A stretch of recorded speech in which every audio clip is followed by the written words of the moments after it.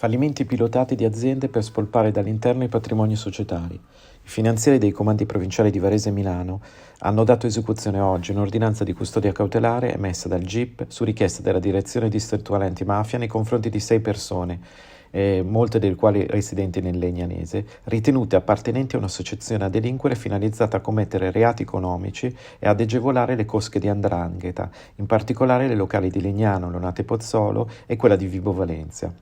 Le indagini hanno ricostruito come gli indagati si appropriassero di aziende decotte per poi portarle al fallimento, non prima di averne depauperato il patrimonio a danno dei creditori e del fisco. Si parla di distrazioni per oltre 4 milioni di euro. È emerso come uno degli indagati agevolasse le locali di Leonate e Vibo Valentia, contribuendo al mantenimento finanziario di elementi di spicco della mafia calabrese e di alcuni familiari della cosca di Leonate